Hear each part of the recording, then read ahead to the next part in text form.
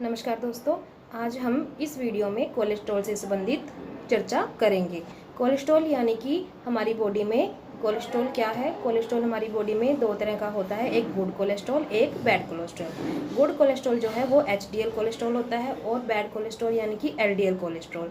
LDL जो cholesterol होता है वो क्या करता है कि हमारी आर्टरी में जम जाता है और हमारी बॉडी में ब्लॉकेज पैदा करते हैं, जिसकी वजह से पेशेंट को हार्ट अटैक तक आ जाते हैं।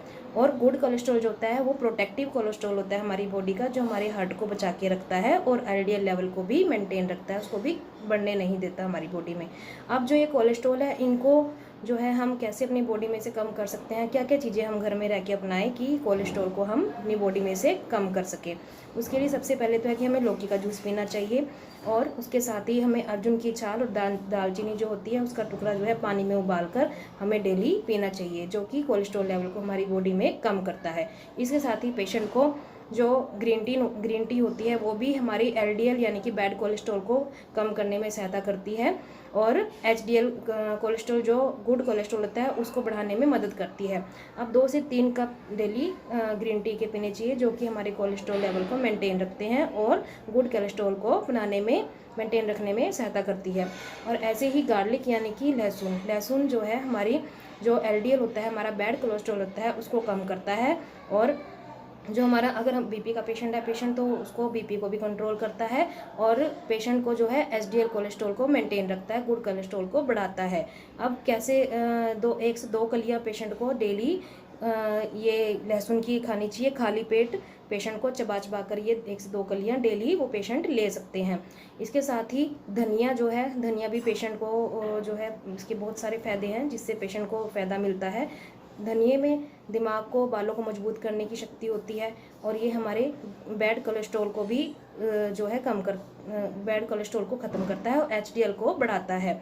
इसके साथ ही यह धनिया जो है वो चबा चबा कर भी ले सकता है पेशेंट और नारियल के साथ या मिश्री के साथ भी ले सकता है। डेली वो 1 से 2 चम्मच धनिए के लिए, जो कि उनके थायराइड जैसी समस्या को भी कम करता है।